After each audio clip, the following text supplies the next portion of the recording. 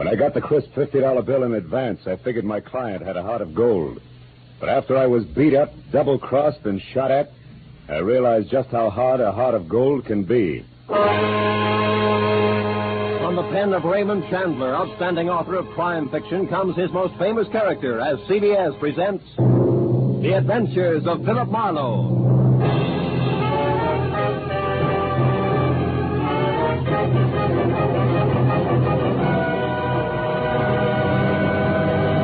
And now, with Gerald Moore starred as Philip Marlowe, we bring you tonight's unusual story, The Heart of Gold.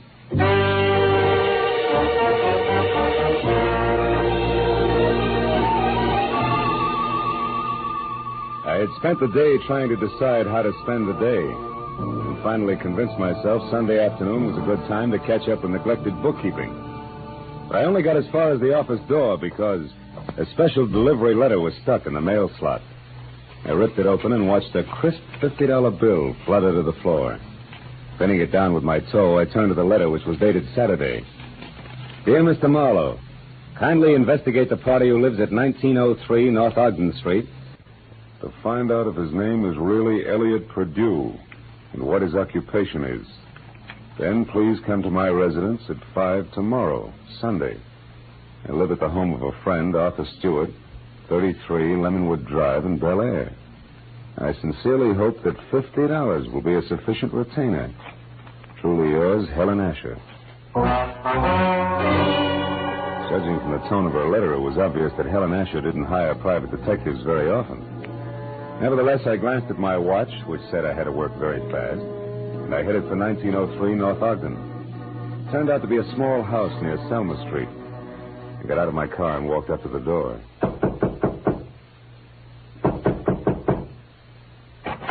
Good afternoon, sir. You the resident here? That's right. What do you want? I represent the Dr. Potter poll of public opinion. I'd like to ask you a few questions regarding... Sorry, but I don't have any opinions to express. Oh, even the opinions of a man with no opinions are important to us. Now, let's just let me step inside here, get out my notebook. There we are. All right, but make it fast. Right. Now, what is your occupation? I'm an investment broker. With which firm? I'm independent. I see. And what is your name, sir?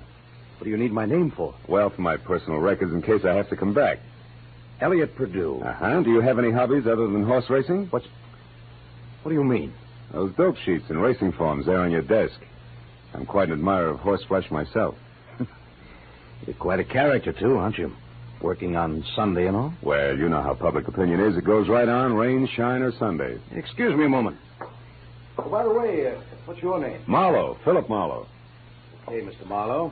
Stand still, because I'm not kidding about this gun. Now beat it back to whoever hired you and tell them they're being very clumsy about a very delicate situation. One more move like this, and they won't get another chance. I knew Perdue meant business, so I left without an argument. Well, at least I had a repeat on the name, Elliot Perdue, and the occupation of bookie to toss at Helen Asher when I met her at 5 o'clock. In Bel Air, I eventually found 33 Lemonwood Drive. 200 yards of palm trees stood at rigid attention while I drove through the gate and up to the house. When the butler opened the door, he stared at me like my hat was on fire. Yes, sir. Did you wish something? Yes, I'd like to see Mrs. Asher, please. Mrs. Asher? Oh, good heavens. Mr. Stewart. What's the matter, Roberts? Who is it? Why is it? I'm Philip Marlowe, Mr. Stewart, a private detective. I have an appointment with Mrs. Asher. Is she at home? Oh, Mr. Marlowe, perhaps you can help. I don't know what to do. It's such a terrible thing. What's happened? Upstairs, not 5 minutes ago, Mrs. Asher shot herself. Shot herself? Please, if you'd come up with me. Yeah, sure, of course. I'm certainly grateful for your help, Mr. Marlowe. Yeah, this is her room. She's in here. There. Yeah, she's dead, all right. Shot herself in the left temple. Whose gun is that, Mr. Stewart? Well, it's mine. I kept it in the desk downstairs. Did you find her? No, Roberts did. I was out in the hothouse working with my orchids. You see, I've been out of town. I just came in this morning on the super chief from Chicago, and I wasn't expected back until Wednesday. Yeah, look, Mr. Stewart, do you mind telling me how well you knew Mrs. Asher? Oh, very well indeed. Ever since the accident 3 years ago, she lived in my house under my care. The accident? Yes, that's how she got those scars on her cheek and neck. As you can see, my hands were burned at the same time. Would you mind telling me about it? Well, I was living in Canada at the time. One day, my wife Florence and I went to a camp near Quebec, and we met Helen Asher our first day there. She was a pathetic, lonely woman, a widow. Oh? That very night, while she was visiting us, the oil stove in our cabin exploded. Oh. Florence, my wife, was killed. And Mrs. Asher was severely burned. It was ghastly. I can imagine. Mrs. Asher had no one, so I thought the least I could do would be to care for her, since I knew the accident had been caused by sheer carelessness on my part. You took over full responsibility for her? Yes, I did everything I could think of, but she never quite got over the shock of that night, and now this. It's horrible. Have you notified the police yet? No, You no. better do it right now. Yes, I'll go right downstairs and call them. The dead woman on the floor had been beautiful once. No doubt about it. This was my client, and a certain $50 bill was burning a hole in my pocket. I wandered over to a writing table, and as I looked down, I noticed that the Sunday sheet had been torn off the memo pad. It bothered me. Tomorrow should mean nothing to a suicide, yet Mrs. Asher's memo pad showed Monday already. The sheet was blank, but on a hunch I tore it off and stuck it in my pocket. I was about to turn away when I saw a book of matches from the Conga Club. So I picked that up, too, and then I left. I drove around for some time trying to figure things out. Then I went down to police headquarters to see one Lieutenant Ibarra. It's suicide as far as we're concerned, Marlowe. Everything checks. Mrs. Asher was despondent and she killed herself. She didn't leave a suicide letter, but they don't always. How'd you get in on this? Well, she paid me $50 in advance to air out a small-time bookie or worse named Elliot Purdue. Incidentally, what's the background on Arthur Stewart? Oh, he's a big-money fashion designer. Started his business on his wife's insurance. She died in an accident in Canada. He did a lot for Mrs. Asher because he felt responsible. Yeah, I know all that. But was she left-handed? Did Stewart come in on the super chief this morning, and was it the butler that found the body? That's right. We checked it all. Oh. Hey, look, Phil, do you have any good reason to think this isn't suicide? No, not really. It's just that $50 in advance that bothers me, I guess. Oh, by the way, I've got a piece of paper I'd like the boys in the lab to run a test on, okay? Sure, Casey will fix you up. Marlowe, I figure suicide now, but I can always change my mind.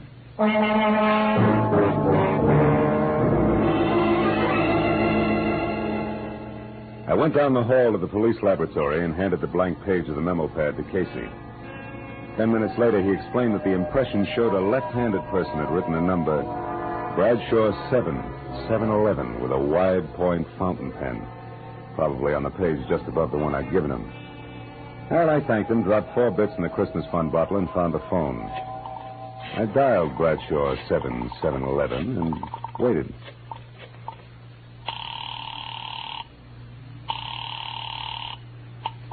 Hello? Hello? Who's this? The man in the moon. Come up and see me some other time. Hey, wait a minute. I like your voice. And besides, 711 is a very lucky number. Uh-huh. 3 passes in a row. But don't let it fool you, Jack. The answer's no dice. Goodbye. Yes, well... I gathered she was in no mood for playing, so I decided to be strictly business and dialed again. There was no answer. I let it ring for some time, but Miss Golden's voice obviously wasn't taking any more anonymous calls. I'd left only the long shot, the book of matches I'd found on Mrs. Asher's desk. The Conga Club was on the Sunset Strip, so I drove out there, found a parking space on a side street nearby, and went in. I didn't know exactly what I was looking for, so I paid $1.10 for a scotch and soda worth 40 cents, just to help pass the time. An amber spotlight was glistening down on a set of sequin contours that would have melted the Ice Age down to a fortnight. And she was singing. For wherever my man is, I am his forevermore.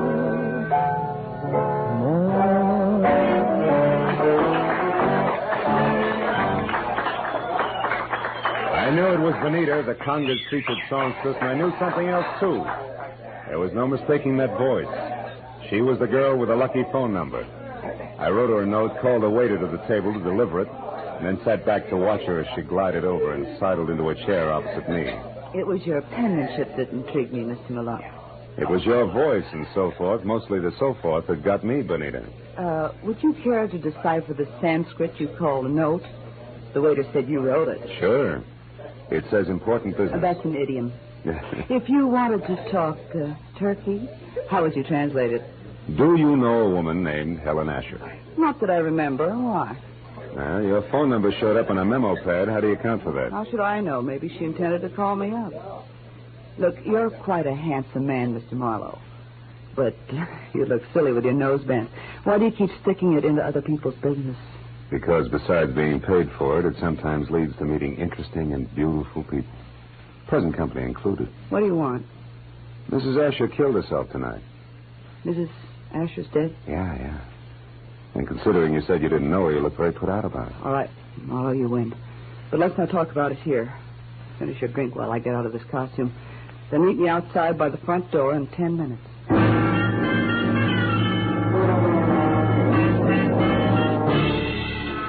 When she headed for the back of the club, I headed for the front. I got out the door and down to my car just in time to see her leave by the stage entrance. She jumped into a yellow convertible, ripped down Sunset Boulevard, turned onto Doheny, and scraped to a halt in front of the Regent Apartments. At the door, a tall, sunburned man popped up from somewhere and intercepted her. It was Elliot Perdue. A short but hot argument took place, and apparently Perdue won, because they went in together. I found the name Benita Malone over the mailbox in number 5 and got to her apartment door just as the second round started. No, I haven't changed my mind, Elliot. I've been doing a little research since you threw me over, Benita. I've got you and your precious plans right here in the palm of my hand. What are you talking about? This little heart-shaped locket on this little golden chain. Let me see that. No. I'm not showing this trinket until just the right moment. Listen, Elliot, I don't know what's brewing in that slimy brain of yours. But get this, if you try to monkey with my life again, so help me, I'll kill you. Now, get out. Benita, would you be interested if I told you that I know Mrs. Asher's secret? And would you be interested if I told you that Mrs. Asher killed herself tonight? That slows you down, doesn't it, bright boy? Yes, but it doesn't stop me, beautiful.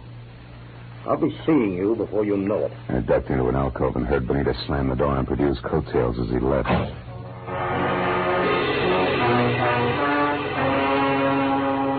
So, now I knew that Perdue, a locket, and Benita Malone added up some way to a bullet in the head for a scarred woman with a secret.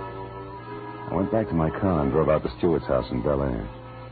When you were here before, Marlowe, I was so upset I hardly realized you were a private detective. You had an appointment with Mrs. Asher. Had she hired you? Yes, to investigate someone, but she didn't live long enough to give me the details. Now, what sort of trouble could she have been in to have needed a private detective? I don't know. But perhaps you can help me find out by answering a few questions. Anything at all, Mr. Marlowe. Does the name Elliot Perdue mean anything to you, Mr. Stewart? Elliot Perdue? No, I'm afraid not. How about Benita Malone? Yeah, I've never heard of her. You know anything about a heart-shaped locket on a gold chain? A locket? A gold locket? Yeah. Mrs. Asher had a heart-shaped gold locket. Where'd she keep it? Well, upstairs in her jewelry box, I should imagine. Come on, let's have a look, huh? Yes. Right up these stairs here. This is her room, Marlowe. I know. I was here once before. Why?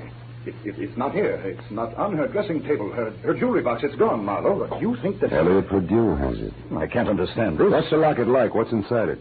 Just a picture. It was valued by Mrs. Asher because it was the only one she kept of herself the way she looked before the accident. Now, why would anyone else want that? I don't know. But when we get that locket, we'll get a lot of answers along with it.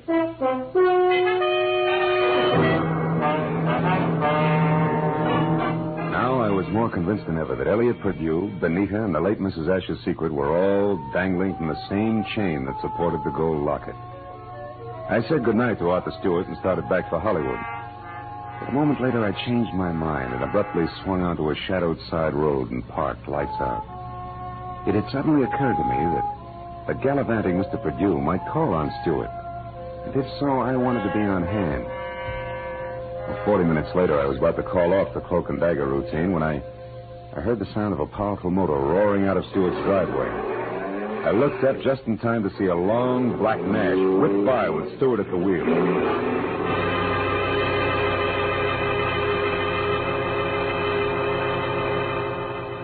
From the speed of the car, I was certain he wasn't going out for the morning papers. Decided to go back to the house and question the butler while I could have him to myself. Oh, why, no, Mr. Marlowe. I haven't any idea where Mr. Stewart went. I only know that he had a telephone call, after which he dashed out of the house highly upset. Well, maybe some sick friend needed sitting up with, huh? But tell me, Roberts, did you ever hear of a man named Elliot Perdue? Oh, yes, sir. He called on Mrs. Asher here once or twice while Mr. Stewart was away on business. When did you last see this Mr. Perdue, Roberts? Yesterday morning, sir, about 10 o'clock. And one thing more, did you ever see Mrs. Asher wearing a gold locket, a heart-shaped one? Oh, quite often, sir. As a matter of fact, she asked me about it just yesterday morning, shortly after Mr. Perdue left. She couldn't locate it anyplace. A singular coincidence, huh? Oh, by the way, what do you know about a singer named Benita? Benita? I've never heard of her, sir. Are you sure she's never been out here as Mr. Stewart's guest? Why, I'm positive, sir. Mr. Stewart never has any ladies out here, of any kind. Oh? Doesn't that strike you as being strange, Roberts? After all, Mr. Stewart's a very eligible widower. Widower, yes, Mr. Marlowe, but philanderer, no. Good night, sir.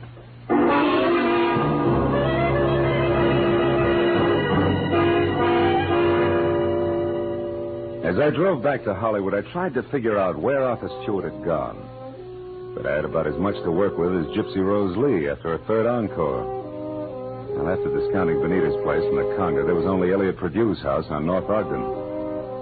15 minutes later, I walked up to it, but the place was as dark and as quiet as the inside of a coffin. I was about to turn back to my car when suddenly I caught the reflection of a sliver of light bouncing off the glass in Mr. Perdue's living room. I found the back door lock easy to bluff. A moment later, I stepped into the living room. Marlowe, how did you know I was here? Mr. Stewart told me. You're a liar. Arthur wouldn't...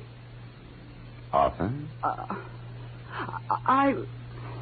Well, you see, Mr. Stewart and I... Oh, now it's Mr. Stewart, huh? Wait a minute, there's someone outside. Perdue. Put out your light. Now, when he finds you, keep talking. Say anything. I'll be behind the door. Here he is.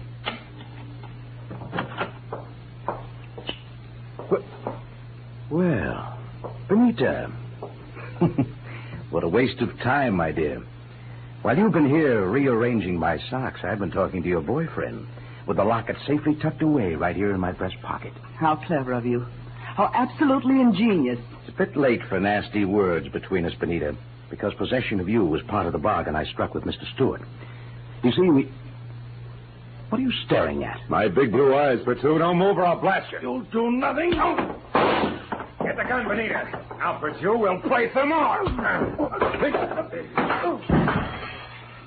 And now the gentleman's breast pocket. Ah, here it is, Benita. Safe and sound. Which is just the way I want it, Phil. What? My own gun. Why, you beautiful the locket, snake. Marlowe. Come on, I get nervous with one of these things in my hands. Throw it here. Thank you. Now, when I leave, Phil, don't come after me, because I'd hate to fill you full of little holes. Good night, dear.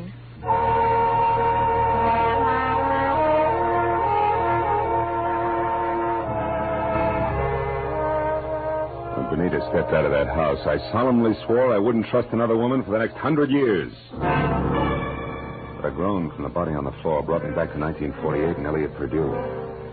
I knew that he had seen the picture in the locket, so I went to work on him. Come on, Perdue, snap out of it. Come on. Huh? Oh, it's you, Marlowe. Who'd you expect, St. Peter? What was in the locket, Perdue? I don't remember. Maybe a call on Lieutenant Ibarra will refresh your memory. I doubt it. And we better start playing games again. We'll start with one called Slap, Slap, Perdue. No, let me alone, Marlowe. Get your hands off me. You ready to start singing, huh? All we need now is the right lyrics. No. Come on, Perdue, talk. Stop it, I'll talk. Good. Now, why did Mrs. Asher kill herself? Because she had a good reason. Like what? No, it's a long story. Make it short. Okay, Marlowe. Here goes.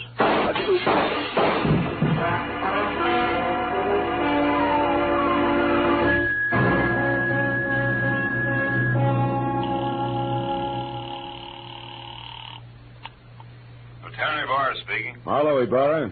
There's a 5-minute-old corpse lying in his living room at 1903 North Ogden. Name is Elliot Perdue. 3 shots through a closed window. I was lucky. Any description of the killer? No, none. Now, look, Ibarra, right now I'm going after a songbird named Benita Malone at the Regent Apartments on Doheny. Will you cover me there without sirens? Sure, Marlowe. I'll attend to it in person.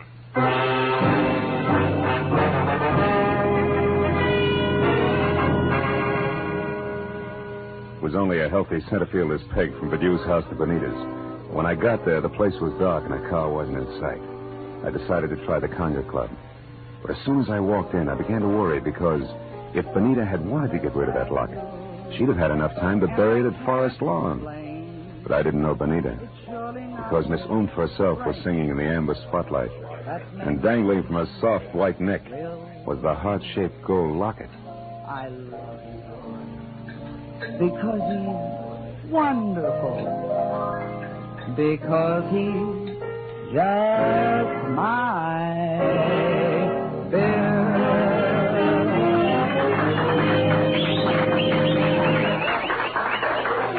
When she caught my eye, she smiled like a maitre d', and the moment she was through with her song, she headed back in my direction. But before she got to me, I saw her give the high sign to an ape in a tuxedo. He looked at her and then across toward my table and left the room. I watched Benita glide across the floor in my direction. She was distinctly a thing of beauty. Well, Phil, what do you think of my singing? No, I'm just crazy about it. That and your jewelry. Especially that locket, family heirloom. Mm-hmm. It was more or less handed down to me, generation to generation. That's an old Spanish custom. Yeah, so I've been told. And I imagine tradition prohibits your parting with it, huh? That's right. Unless, of course, someone with oodles of money offers me lots of it in exchange. Then naturally I'd be obliged to part with it. I don't think you'd feel obliged to your mother on the second Sunday in May. Besides, I don't have oodles of money. Oh, you should have told me that earlier. Goodbye, good looking. Hey, wait a minute. We couldn't do any business in a minute. And don't follow me if you want to stay pretty.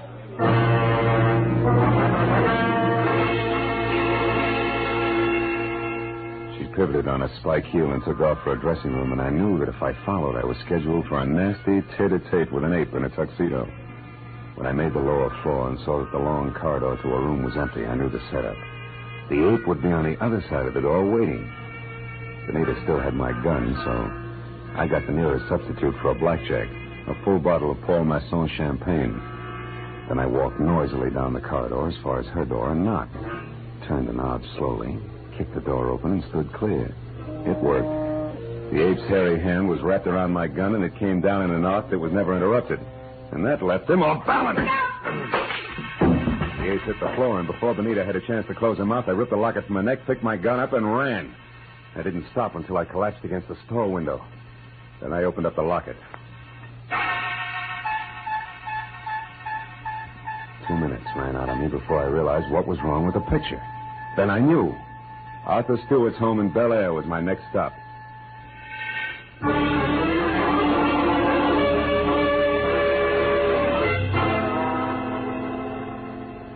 30 minutes later, I pulled up away from the place and parked. And keeping in the shadows, I approached the house where only the library and an upstairs bedroom showed any light. The library had French windows. When I moved up close, I was startled by the sight of a figure going through Stewart's desk. I stepped into the room and found it was my little friend, Benita. I've got my own gun again, Benita. Phil. Don't do any little dusting, honey? Oh, don't be funny. I'm not trying to. How is it you're not upstairs helping Stewart pack? Because I've already finished packing, Mr. Marlowe, and don't turn around. That was well done, Benita. Oh, fine. Sucked in by a little decoy sprinkled with sequins. Don't mind the pose, Marlowe. Just toss your gun on the couch over there. Now. That's better. You know, Marlowe, I can't say that I'm very sorry for you. I don't expect condolences from a character who murdered a woman this afternoon and a man this evening. You killed Mrs. Asher? Yes, and that blackmailing scum put you as well. But both murders were very necessary, Benita. Even as Marlowe's here will be.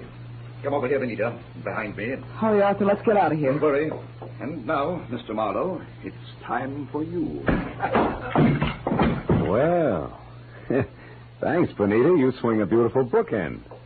You know, I had you figured all wrong. No, don't mention it, dear. I heard the cops coming anyway. You sweet child. We're in here, Ibarra, all of us. Oh, I figured you'd be out here when you didn't show up at that Songbird's place. Well, what's this? A little man on the floor with a large bump on his head is Arthur Stewart, the man who killed Elliot Perdue to keep him from telling me the truth about Mrs. Asher, and the man who killed her this afternoon. So Mrs. Asher didn't commit suicide after all. No, but she wasn't murdered either. She died in that accident in Canada 3 years ago. What are you talking about? Well, the woman that Stewart killed here this afternoon wasn't Mrs. Asher. It was his wife, Mrs. Florence Stewart. You see, there must have been a mix-up in identifying the bodies of the two women at the time of the accident. Mm-hmm. Stewart and his wife had Mrs. Asher buried as Mrs. Stewart. Then they collected the insurance neat, huh? Yeah. But what happened? Yeah, it's simple. Stewart got bored with his scarred and unattractive wife, and he started running around with choice little numbers. Like Benita here. Phil, honest, I didn't know a thing about this. Stewart told me that Mrs. Asher depended on him so heavily that she'd be crushed at his seeing another woman. But I didn't know she was his wife. Marlowe, how do you figure this all out? From a locket that belonged to the woman we knew as Mrs. Asher. It had a picture of Stewart and Mrs. Asher taken in dress clothes before she was scarred. Yet Stewart claimed that he and his wife had only met Mrs. Asher the day of the accident, and on a camping trip at that. But, Phil, I saw the picture, too, and I didn't figure that out. That's because you were too busy trying to figure just how much the locket was worth to Arthur Stewart, or to anybody, in cold cash. You were blinded by all the dollar signs in front of your eyes, baby. Why, Phil, how can you say such things?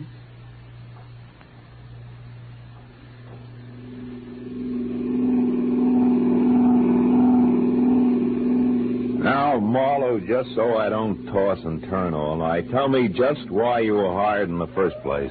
Well, Ibarra, it goes something like this. When Purdue knew that he was losing Benita to Stewart, he decided to check up on the opposition.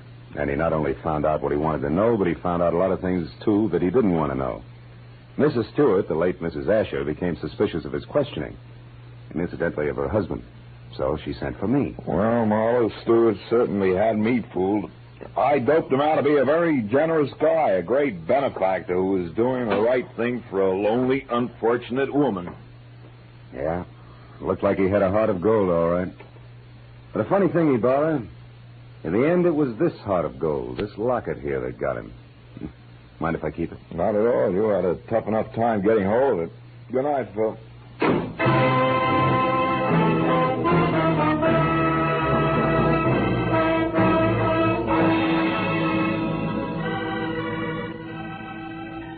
Well, by the time I got back to my apartment on Franklin, the sky was beginning to fill with a soft gray of morning. I pulled the blinds down in my bedroom and sat down for a last cigarette. I had mixed with a lot of funny people that day. But for some cockeyed reason, I kept thinking of Benita Malone, a girl who was no better than she had to be. Finally, I put her out of my mind, and I was about to turn off the desk lamp when I noticed my memo pad. Still read Sunday, which was understandable. But scrawled across the top sheet was a telephone number. And I couldn't figure how it got there. It was written in crimson lipstick. Bradshaw 7. 7-Eleven.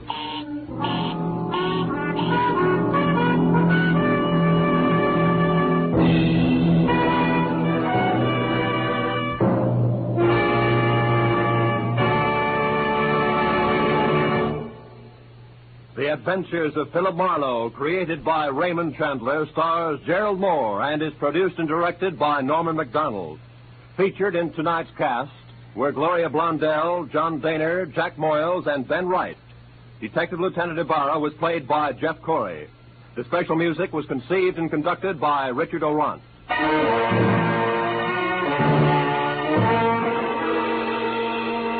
Be sure to be with us again next week when Philip Marlowe says... They were all after it. An importer, a beautiful woman, a nut, and a guy I couldn't figure out. But before we were through, one was in the hospital, two were in the morgue, and the fourth was waiting for the hangman. All that because of a blue burgonet. Something I'd never even heard of before.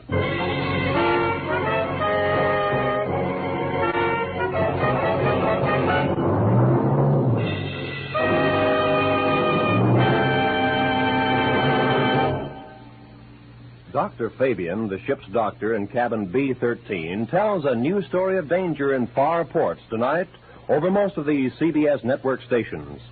Tonight's story, The Island of Coffins, is another original drama by John Dixon Carr, famed mystery writer. You can hear it when the ship's whistles sound outside cabin B-13.